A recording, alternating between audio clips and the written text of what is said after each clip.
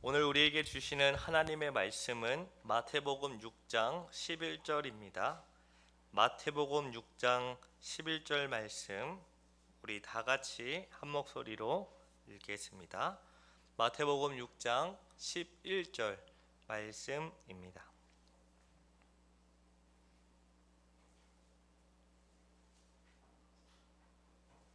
우리 11절 말씀 다 같이 읽겠습니다. 시작.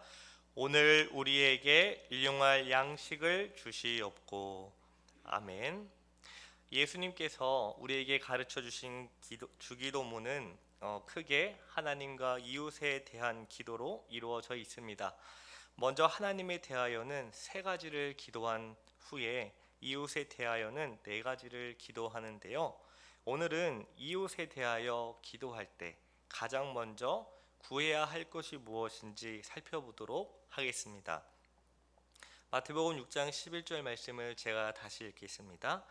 오늘 우리에게 일용할 양식을 주시옵고. 이웃 사랑과 관련하여 예수님은 첫 번째로 일용할 양식을 구하라고 하십니다. 양식이란 때마다 입으로 들어가는 영양분을 제공하는 고기나 채소, 과일 등을 가리키는데요. 이것뿐만 아니라 호흡으로 섭취하는 산소는 인간이 죽기 직전까지 없어서는 안 되는 마지막 양식이기도 하죠. 또한 양식은 인간의 일상의 삶을 유지하기 위해 필요한 모든 조건들을 포괄합니다. 이 마르틴 루터는 양식에 대해 먹을 것과 마실 것, 그리고 입을 것과 거할 곳, 돈, 재산, 선한 배우자, 순한 아이들, 착한 고용인, 신실한 통치자, 선한 정부, 좋은 날씨, 평화, 건강, 명예 등 이러한 모든 것들이 양식이다라고 말했습니다. 그런데 우리가 양식을 구할 때 양식이 무엇을 의미하는지에 대해는 사람들마다 의견이 약간 다른데 사람들마다 어떤 의견이 있는지 비슷한 점과 차이점을 간략하게 살펴보고 오늘 우리가 일용할 양식을 구한다는 의미가 무엇인지를 계속해서 살펴보도록 하겠습니다. 먼저 첫 번째는 양식은 인간이 어떤 존재인지 잘 알려줍니다. 인간은 하나님과 달리 스스로 존재할 수 없습니다. 인간이 생존하기 위해서는 반드시 무엇이 필요하죠? 양식이 필요합니다. 인간은 양식을 구하여 그것을 먹어야만 생존을 유지할 수 있습니다. 스스로 존재하시는 하나님은 인간을 먹어야 살도록 창조하셨기 때문이죠. 인간만이 아니라 하나님이 창조하신 이 세상의 모든 생물들은 각자 생존하기 위해서 양식에 의존하는데 이처럼 양식은 스스로 계시는 하나님과 그 하나님을 의존하며 살아가는 피조물을 현저하게 구별합니다. 따라서 양식을 구하는 것은 우리가 하나님을 의존하는 존재라는 그 사실을 인정하는 고백이자 동시에 간구입니다. 두 번째로 인간은 생존하기 위해 양식을 섭취합니다. 우리는 하나님 아버지께 그 필요를 채워주시라고 기도해야 합니다. 그런데 우리가 아무 일도 하지 않으면서 그저 하나님께 양식을 채워달라고 기도한다면 하나님께서 과연 응답을 해 주실까요? 안 해 주실까요? 네, 알겠습니다. 그렇지 않습니다. 주중에 우리는 열심히 우리에게 주어진 일들을 각자 주어진 장소에서 그 사람들과 함께 해야 합니다. 이마에 수고의 땀방울이 흘러야 그 소산으로 우리가 생존하기 때문이죠. 그래서 때로는 생존하기 위해서 일용할 양식을 구해야 할 이 필요성을 느끼지 못하기도 하죠. 왜 그렇죠? 기도하지 않아도 우리가 열심히 일을 하고 땀을 흘리면 어느 정도의 그 소산을 얻기 때문입니다. 기도하지 않고 부지런히 일을 하면은 그 소산을 얻을 수 있고 생존할 수 있기 때문이죠. 그러나 비록 우리의 노동과 소득의 방식으로 생계를 유지하는 것처럼 보일지라도 사실은 하나님께서 이 모든 것을 주시지 않았다면 우리는 아무것도 가질 수 없기에 우리는 하나님께 일용할 양식을 구해야 합니다. 무엇이든 주님께서 주시지 않으면 가질 수 없다는 사실을 요한은 다음과 같이 말씀합니다. 요한복음 3장 27절입니다. 제가 읽습니다. 요한이 대답하여 이르되 만일 하늘에서 주신 바 아니면 사람이 아무것도 받을 수 없느니라. 우리는 무엇이든지 하나님께서 주셨기에 가질 수 있게 되었다는 사실을 범사에 인정해야 합니다. 우리가 가진 모든 것은 사실 하늘에서 주어진 것이며 일용할 양식조차도 하나님의 선물입니다. 이처럼 일용할 양식을 구하는 기도는 스스로 존재하지 못하는 인간의 의존적인 실상과 모든 것을 주시는 하나님의 인자하심에 대한 고백이죠. 세 번째로 일용할 양식만을 구해야 한다고 하는 사람들이 있습니다.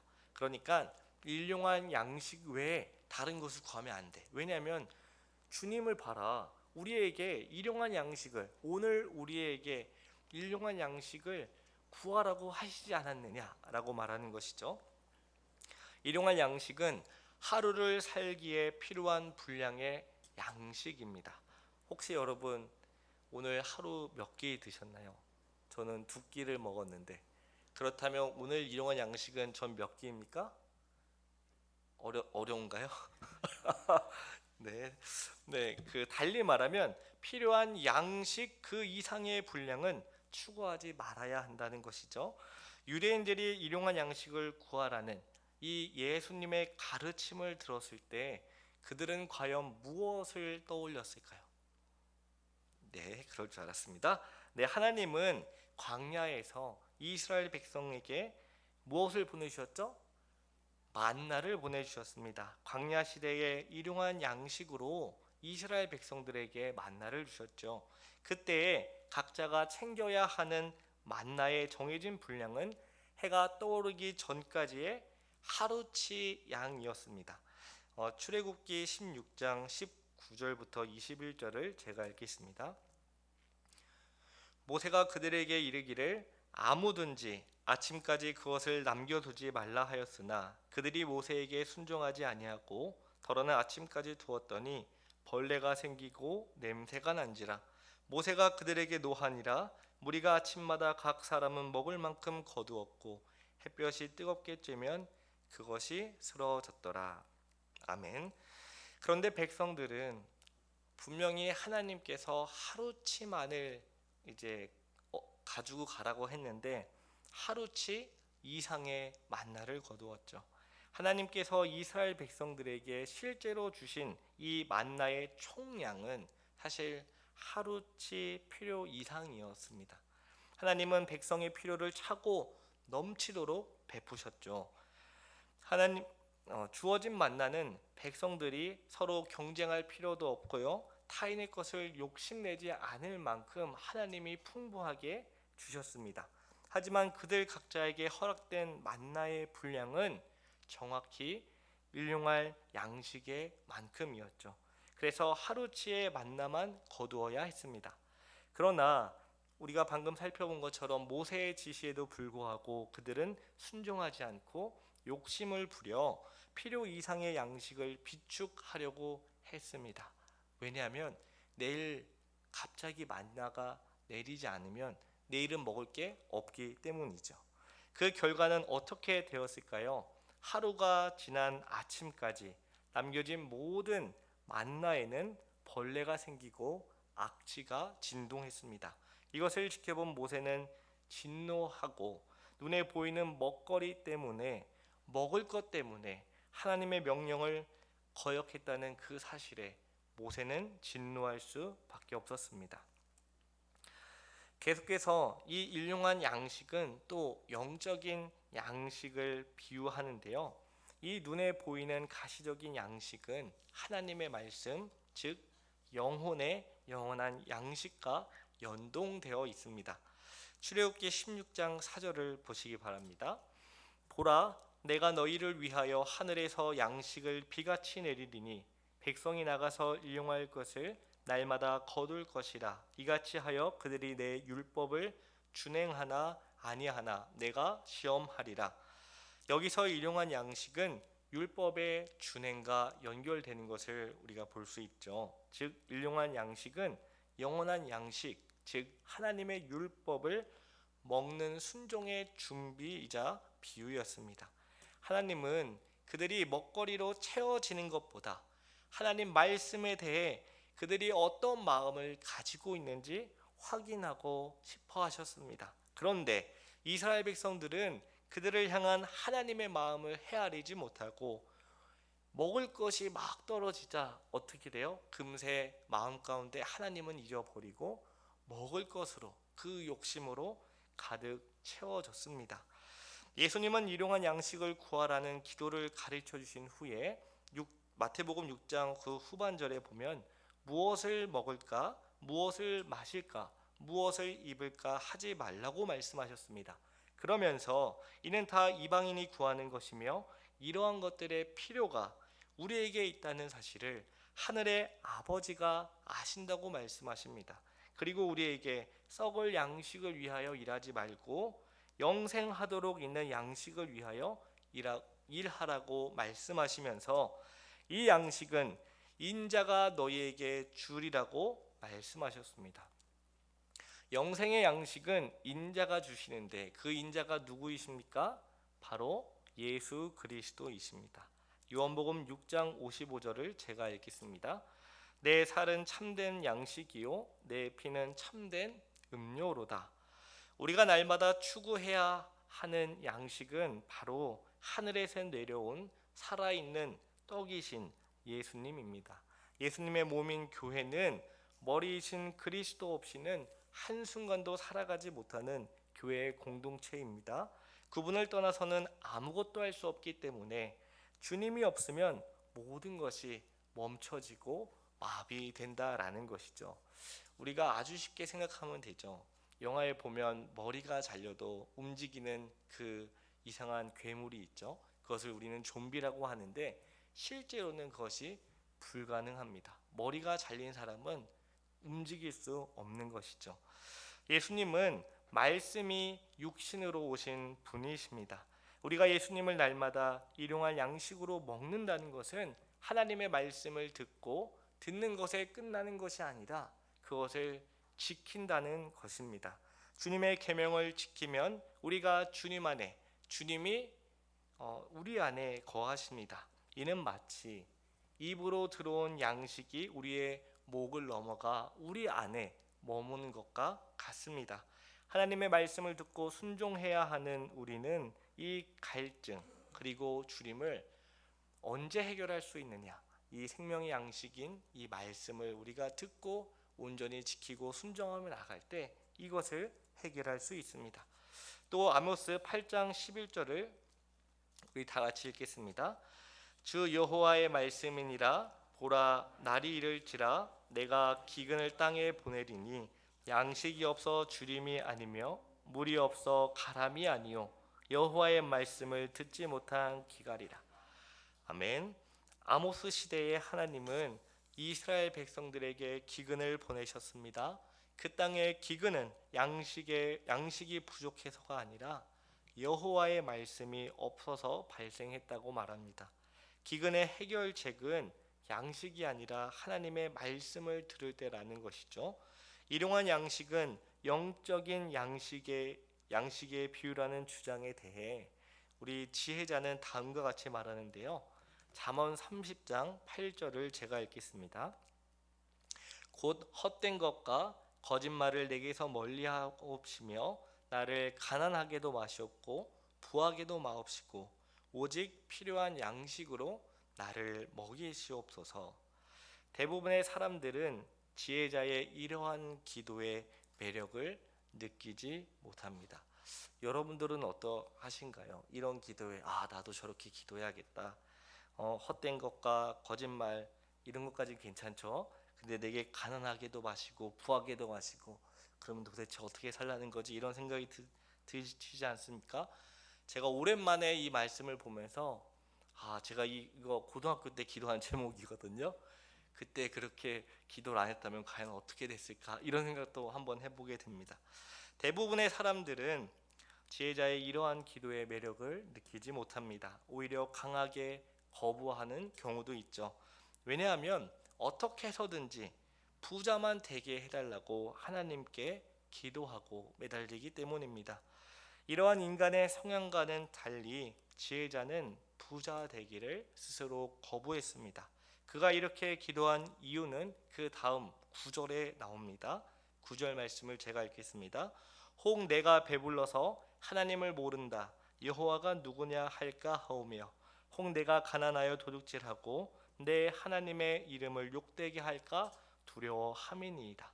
지혜자가 나를 가난하게도 마옵시고 부하게도 마옵시고 오직 필요한 양식으로 나를 먹여달라고 기도한 이유는 무엇입니까?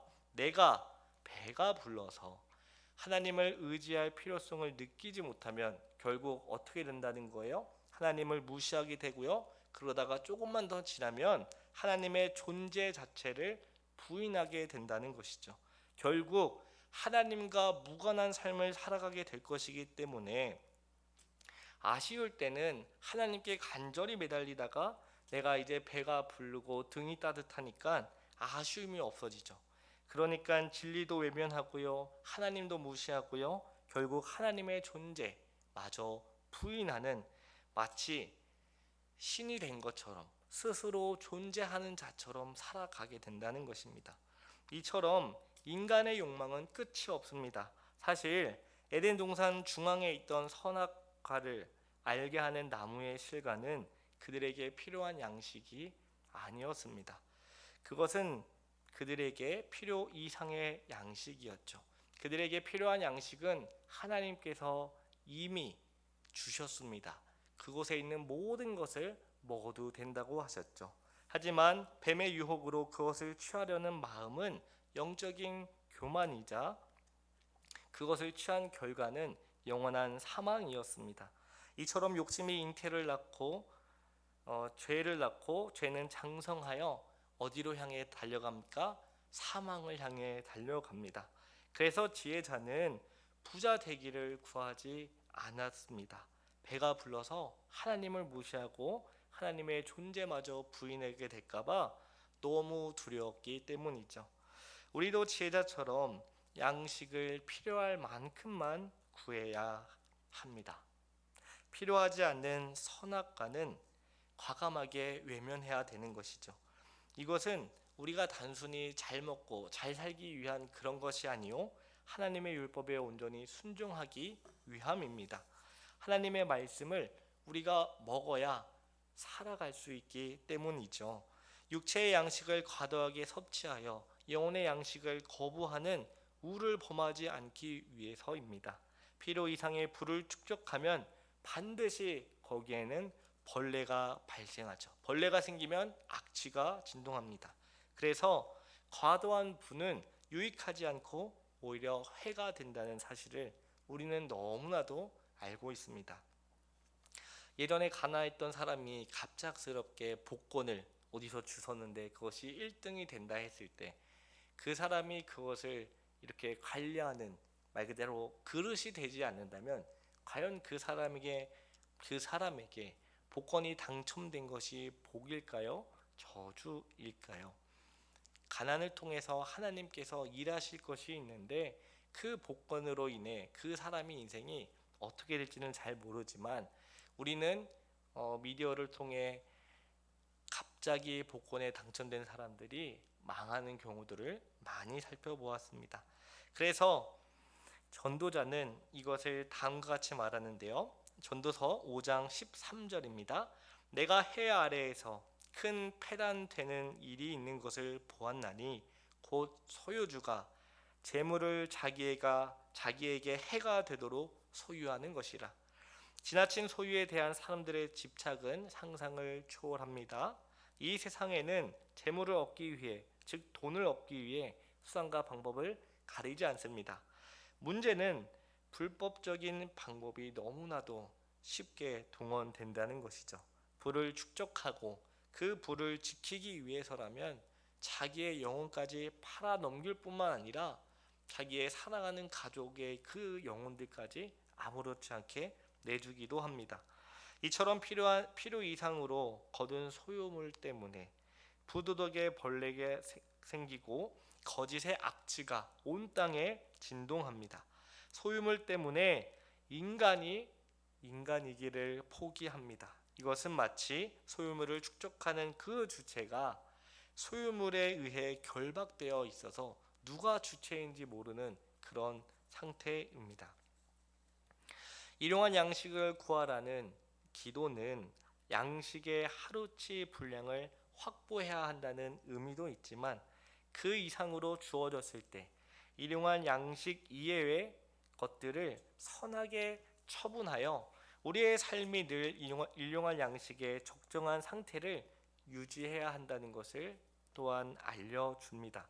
사실 우리의 삶을 들여다보면 하루치의 분량보다 많은 양식이 주어지는 경우가 허다합니다.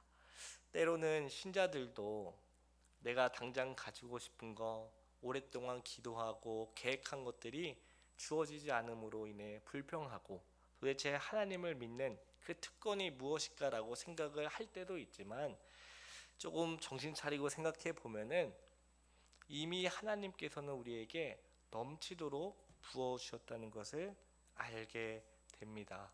제가 그걸 언제 깨달았냐면 그 이한이가 저희 대통령 선거할 때 그 1번부터 9호가 딱 그 후보들이 있지 않습니까? 거기서 어떤 후보가 자필로 막 편지를 썼더라고요. 그래서 이한이가 그거를 보고 자기도 이렇게 글을 쓰겠노라 하고 이제 유치원 갔다 와서 글을 막 썼는데 이제 첫 처음으로 한 말이 좋은 집에 살게 해줘서 감사하다 이런 말이었어요. 근데 제가 그걸 보고 너무 감사했어요. 제가 그런 사실을 잠깐 잊고 살았었거든요. 정신없이 막 살다 보니까 그렇지, 야 우리 집에 방이 3개야 이렇게 이제 시작해서 좋은 게 너무 많은 거죠. 너무 제가 한 것은 아무것도 없는데 하나님께서 필요 이상의 그 축복을 저희에게 부어주신 것입니다. 이뿐만 아니라 사실 우리 여기 앉아 계신 모든 분에게도 하나님은 하루치 이상의 분량의 일용할 양식을 늘 부어주십니다. 자, 그렇다면 필요 이상의 내가 필요 이상으로 양식이 주어졌을 때에 그 양식을 처분하는 방법은 무엇일까요? 이와 관련해서 우리는 일용할 양식을 우리에게 달라고 기도하라는 예수님의 가르침에 주목해야 합니다. 나에게 주어진 양식이 하루치의 분량보다 많다는 것은 하나의 개인인 나를 기준으로 생각하기 때문에 너무 많다라고 생각하는 것이죠. 그러나 그때 내가 아니라 우리 교회 공동체를 생각하면 어떻게 달라질까요? 차고 넘칠까요? 아니요, 부족하다라는 생각이 들 수 있습니다. 잠언 30장에서 지혜자는 가난하지 않게 해달라고 하나님께 간구했습니다. 우리 30장 9절을 다시 한번 읽어보겠습니다. 혹 내가 배불러서 하나님을 모른다 여호와가 누구냐 할까 하오며 혹 내가 가난하여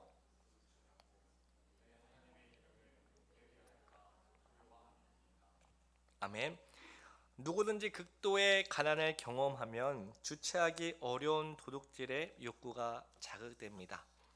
평소에 멀쩡했던 사람이 갑자기 사업으로 인해 부도가 나거나 이제 급한 돈이 필요하게 되면 그 사람이 제대로 된 상황과 그 판단을 할 수 없게 되죠.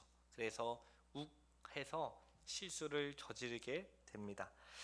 그런데 이 도둑질은 하나님의 이름을 욕되게 하는 원흉입니다. 그래서 우리는 일용할 양식을 위해 기도해야 하는데요.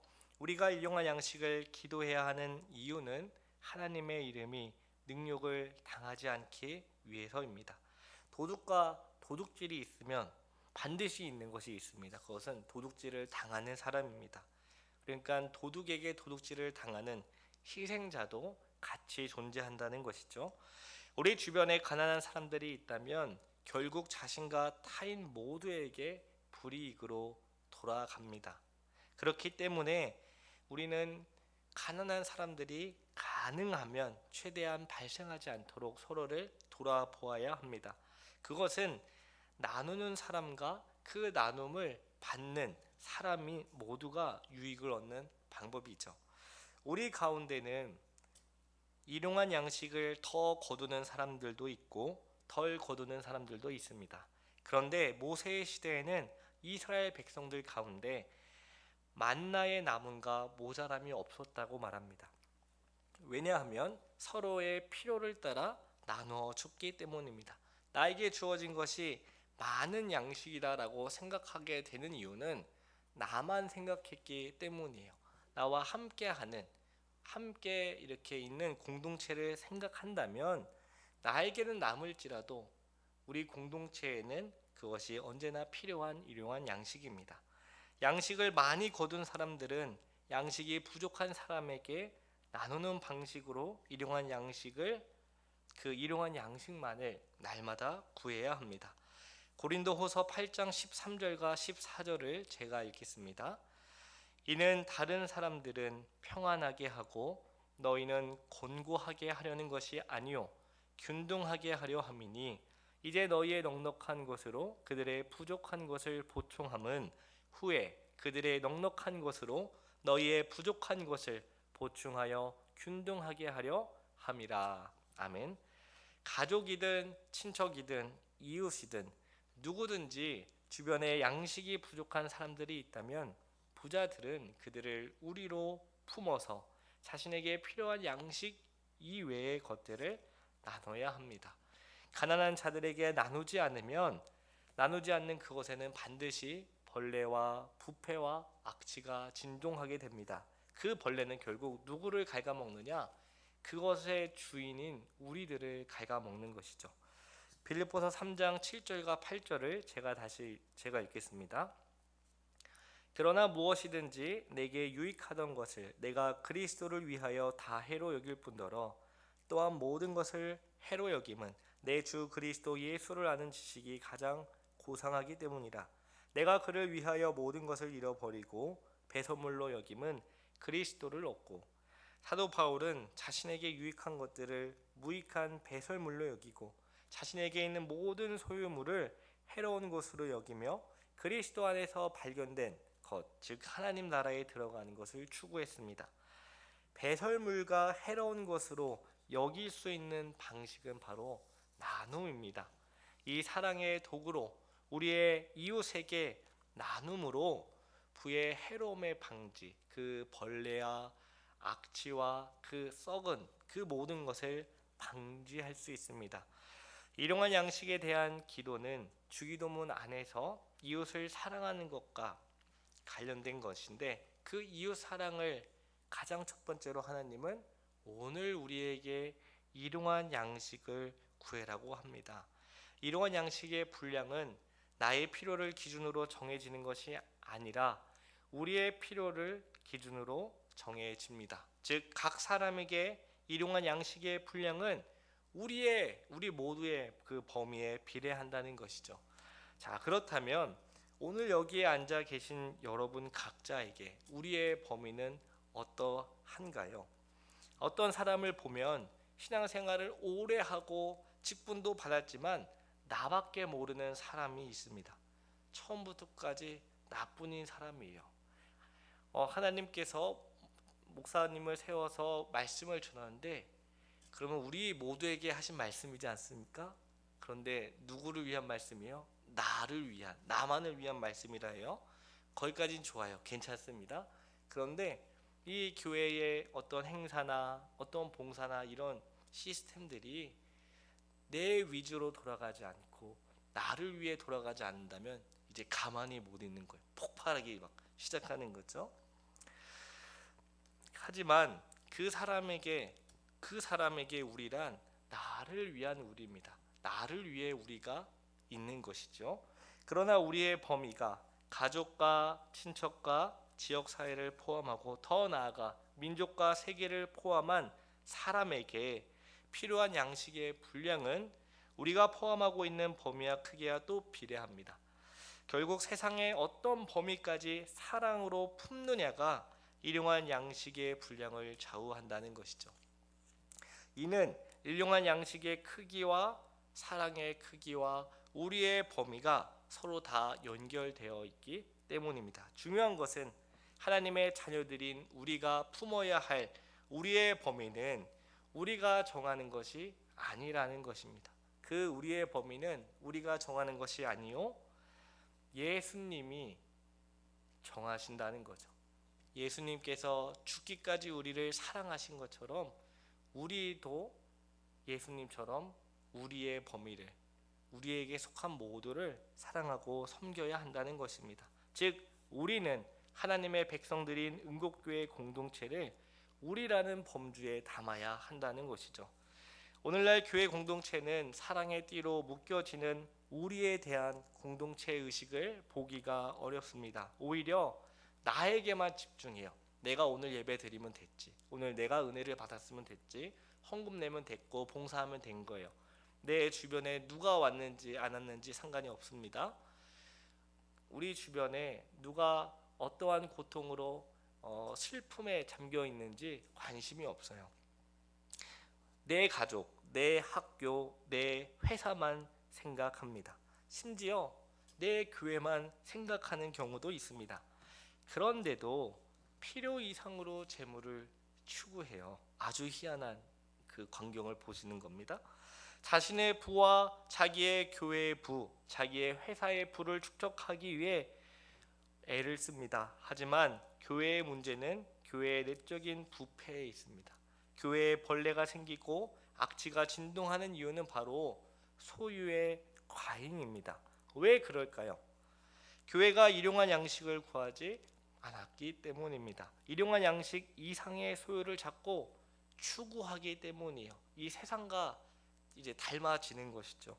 교회가 우리의 범위를 넓히고 일용할 양식을 제대로 구한다면 벌레도 사라지고 악취도 제거되며 동시에 거룩하게 될 것입니다.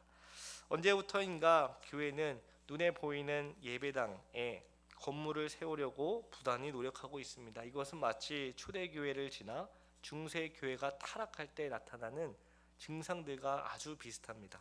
하지만 교회는 눈에 보이는 예배당이 아니라 우리의 가난한 이웃들에게 우리의 부를 함께 나눠야 하는 것이죠. 우리가 가지고 있는 것들을 가지고 많아서 주는 것이 아니라 가지고 있는 만큼 나눠 주는 것입니다. 그럴 때 우리 교회는 부패되는 것이 아니요 점점 거룩해집니다. 교회가 부를 축적하고 부자가 될 때 발생하는 가장 심각한 문제는 하나님에 대한 신뢰와 의존이 상실되는 경우입니다. 왜냐하면 일용할 양식을 구하지 않아도 눈에 보이는 일들이 일사천리로 진행되기 때문이에요. 그러니까 더 이상 하나님을 신뢰하지 않습니다. 하나님께 기도하지 않습니다. 한마디로 하나님을 의존하지 않는 것이죠. 그런데 오늘 일용할 양식을 구하라는 기도는 양식을 축적하고 축적된 양식을 의지하며 살아가는 그런 기도가 아닙니다. 양식의 공급자이신 하나님을 전적으로 신뢰하고 의존하며 그분만을 바라보고 살아가는 기도입니다. 우리에게 주어진 것이 아니라 우리에게 주시는, 우리에게 일용할 양식을 주시는 하나님을 의지해야 함을 가르치는 기도입니다. 범사에 하나님을 찾고 날마다 우리의 필요를 채우시는 하나님을 우리는 전적으로 의지해야 합니다. 예수님은 오늘 우리에게 일용할 양식을 구하라고 가르쳐 주셨습니다. 일용할 양식은 우리가 스스로 취하는 것이 아니고 하나님께 반드시 기도해야, 간구해야 하는 기도의 내용이죠. 육체적인 필요와 영적인 필요 모두 주님께서 위로부터 주시는 선물이 일용할 양식입니다.